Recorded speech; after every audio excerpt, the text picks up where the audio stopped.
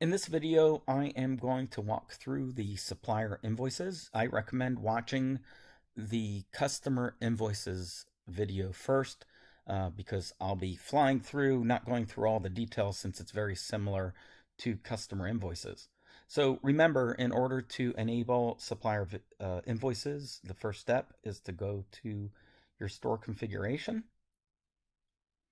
And under the store account section, you'll see a couple of options to enable supplier invoices. First one is you want to enable supplier store accounts, and then you also want to make sure to check the box if you want a receiving transaction to generate an invoice or optionally generate a supplier invoice. So that's only if you choose a store account as your payment type for that receiving transaction. So let's go ahead and now show you how a supplier invoice is created. When I go into purchasing and receiving, I can go ahead and pull up an item. And let's say I'm receiving, let's change the cost. I'm receiving, let's say, oh, the selling price, let's make that $15 cost. Okay, so what I'm going to do is just receive 100 of these boxes of ammo, and I am buying them from Amchar. And at this point, I will choose store account since they are going to invoice me. So I'm just going to hit add payment, finish, and then click OK. And at this point, we can ignore that error. That's just a website error. But at this point, it received 100 items into the inventory. And if I go to my invoice module, I'll see under suppliers that I have two invoices, one that I created earlier, and then this new one for $1,500. So at this point, you can view this particular invoice, you can pay it, you can also edit it. So if I go to edit, this is where I can actually I can still make a payment right here. I can add an invoice line item. For example, if I receive the invoice after receiving the items, if I just want to add, let's say, a freight charge, I can do that here. Of course, I can also edit it and enter that in the receiving. But let's go ahead and enter $120. You can specify an account if you want to. Again, that's free form field for right now. I'll go ahead and hit save, and that invoice now has been updated, and you'll see the new balance is $1,620, which was the $1,500 plus the $120. Now, when you're ready to make a payment, you'll just click the pay button. And at this point, you can choose how you're paying them. If you're sending a check, if you're paying by credit card or by cash.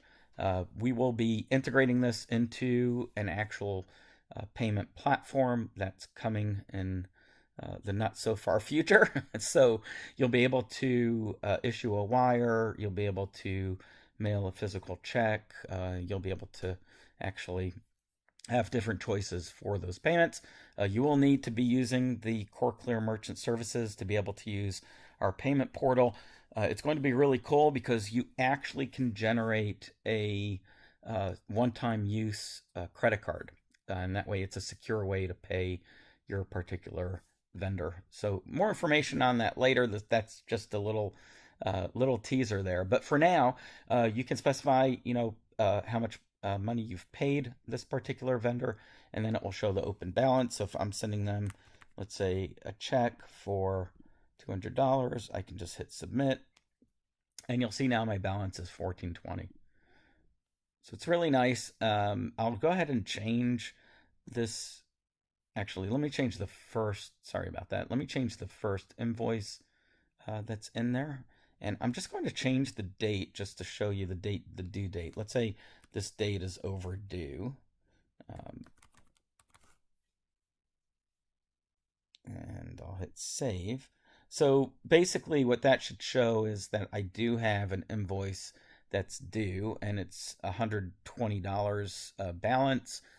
Again, I can click on that just to show that particular bucket. So this is all my invoices that are 30 days out or more, but 60 days, but not haven't hit 60 days, right? So that lets me see my invoices.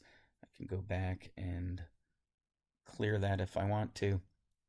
But just refreshing the screen, I can see all of the invoices. So again, this is the supplier invoice screen. And I apologize. Let me just correct myself. When you do choose, one of these payment buckets or terms buckets, just hit the X over there just to show all of your invoices. To edit terms for suppliers, you can actually manage your terms right in the invoices screen. So if you want to add terms, if you want to add a net 10, for example, you'll just enter the term name. And you will specify the number of days, hit save,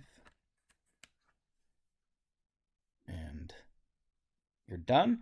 And you can go into suppliers. So any supplier that you want to. Actually, let's go ahead and pull up the supplier screen itself.